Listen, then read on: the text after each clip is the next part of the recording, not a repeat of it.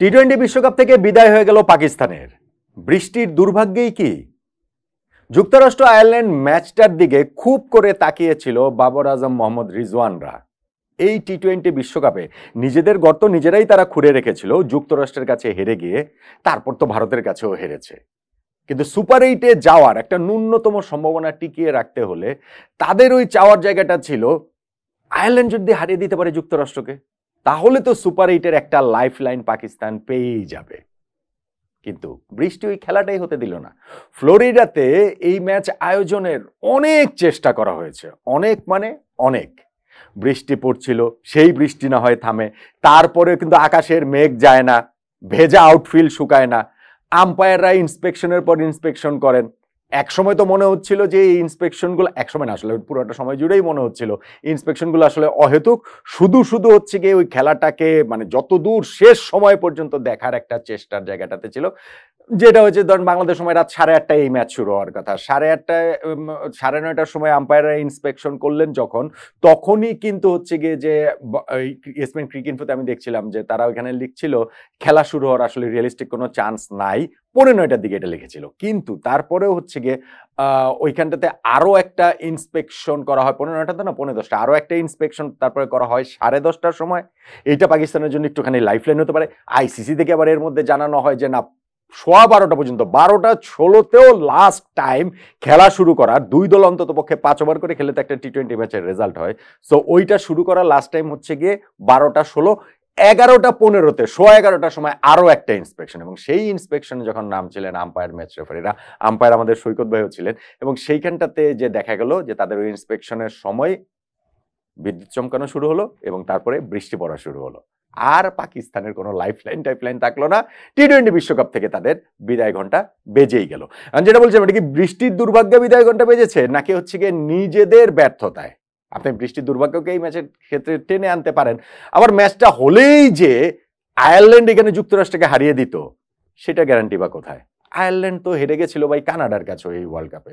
So ওইভাবে হচ্ছে গিয়ে শুধু শুধু দুর্ভাগ্যকে টেনে আনলে পাকিস্তানের যে ব্যর্থতাটাকে সেইটাকে আড়াল করা হবে। তারা যুক্তরাষ্ট্রের কাছে হেরে গিয়েছে, ওই যে সুপার ওভারে গিয়ে যে তারা হারলো, সেটাই শেষ পর্যন্ত ওয়ার্ল্ড কাপটা তাদের সুপার 8-এ না ওঠার ক্ষেত্রে সবচেয়ে বড় কারণ হয়ে থাকলো।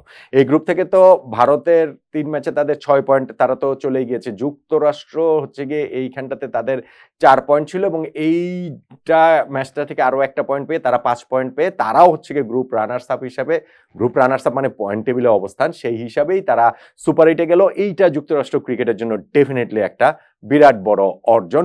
পাকিস্তানের যেটা হয়েছে, প্রথম 2 ম্যাচ তারা যুক্তরাষ্ট্র এবং ভারতের কাছে হেরে 0 পয়েন্ট ছিল, থার্ড ম্যাচটা তারা জিতেছে বটে, সেইখানটাতে সেই জয়ে তারা মানে একটা চেষ্টা ছিল যে ওই ম্যাচটা যেহেতু তারা জিতেছে, এবং ওইখান থেকে যুক্তরাষ্ট্র যদি লাস্ট ম্যাচে আয়ারল্যান্ডের কাছে হেরে যায় আর পাকিস্তান যদি লাস্ট ম্যাচ আবার আয়ারল্যান্ডকে হারিয়ে দিতে পারে, সেক্ষেত্রে পাকিস্তান এখানে নেট রান রেটের হিসাবে যুক্তরাষ্ট্রকে পেছনে ফেলে তারা যেতে পারতো, কিন্তু সেটা আর হলো না। সো বৃষ্টির দুর্ভাগ্যকে সামনে এনে পাকিস্তানের ব্যর্থতাকে আড়াল করার কোনো উপায় নেই। আরেকটা জিনিস যেটা, সেটা হচ্ছে যে আমাদের সুপার 8-এ গ্রুপটা, মানে আমাদের গ্রুপটা, আমরা যে গ্রুপটা খেলবো সেটা তো আসলে একটা শেপ পেয়ে গেছে, এটা তো আসলে ঠিক হয়ে গিয়েছে যে ওইখানে ওই গ্রুপ 1-এ হচ্ছে গিয়ে A1 ভারত, B2 ওই জায়গাটাতে হচ্ছে গিয়ে খেলবে অস্ট্রেলিয়া, C1 আফগানিস্তান এবং D2 বাংলাদেশ। এটা হচ্ছে গিয়ে সুপার 8-এ গ্রুপ 1। আর সুপার 8-এ যে অন্য আরেকটা গ্রুপ, গ্রুপ 2, সেইটার আসলে অবস্থান কি? সেইটাতে খেলবে হচ্ছে গিয়ে আপনার 4টা দল, এবং সেখানে A2 হিসাবে এখন খেলছে যুক্তরাষ্ট্র। যেহেতু A2 সিডিংটা পাকিস্তানে ছিল, তাদের জায়গাতেই তো যুক্তরাষ্ট্র গিয়েছে, ফলে যুক্তরাষ্ট্র এই জায়গাটাতে খেলবে। B1 হিসেবে ওইখানে ইংল্যান্ড কিংবা স্কটল্যান্ড, 2টা দলের মধ্যে একটা দল, এবং সেই জায়গাটাতেও একটা ইংল্যান্ডের যে একটা ভিডিও করেছিলাম, ইংল্যান্ড একটা নিজেদেরকেই নিজে একটা লাইফ লাইন দিয়েছে। এখন যদি বৃষ্টির কারণে ওই অস্ট্রেলিয়া স্কটল্যান্ড ম্যাচটা ভেসে না যায়, কিংবা ইংল্যান্ড আর নামিবিয়ার ম্যাচটা ভেসে না যায়, তাহলে ওইটা ভেসে গেলে একই রকম দুর্ভাগ্যে পড়তে হবে। আর যেটা হবে যে অস্ট্রেলিয়া যদি তাদের সাথে বিশ্বাসঘাতকতা না করে, মানে অস্ট্রেলিয়া যদি স্কটল্যান্ডকে হারাতে পারে আর ইংল্যান্ড তাদের নিজেদের শেষ ম্যাচে নামিবিয়াকে হারালে তারাও চলে যাবে, সেইটা একটা গ্রুপ, সেটা একটা দল B1। আর C2 হিসেবে ওইখানটাতে ওয়েস্ট ইন্ডিজ, আর D1 হিসেবে সাউথ আফ্রিকা। তার মানে মোটামুটি হচ্ছে গিয়ে সুপার 8-এর যে 2টা গ্রুপ, সেখানে গ্রুপ 1-এ থাকবে হচ্ছে গিয়ে ভারত, অস্ট্রেলিয়া, আফগানিস্তান ও বাংলাদেশ, এবং গ্রুপ 2-তে থাকবে যুক্তরাষ্ট্র, ইংল্যান্ড বা স্কটল্যান্ড, আর হচ্ছে কি ওইখানে West Indies, south Africa. So exciting super এইটের ওই জায়গাটা আমরা তো দেখবোই। আমরা তার মানে এখন অফিসিয়ালি, আমরা এখন অফিসিয়ালি হইনি, বাংলাদেশ এখন অফিসিয়ালি আমরা হইনি, কিন্তু ওই টপ 8 টিমের মধ্যে আমরা থাকবো। আর হচ্ছে কি এই টুর্নামেন্ট নিশ্চিতভাবে জয়ের লক্ষ্য নিয়ে এসেছিল যে পাকিস্তান, তাদেরকে এখন দর্শক হিসাবে টি-20 বিশ্বকাপের বাকি অংশটা দেখতে হবে। ইনফ্যাক্ট তারা যে লাস্ট ম্যাচটা খেলবে আয়ারল্যান্ডের সঙ্গে, যদি খেলাটা হয় আর কি, সেইটাও আসলে তারা কিসের জন্য খেলবে? ওই খেলায় তাদের জয় পরাজয় কিছুই তো যায় আসে না।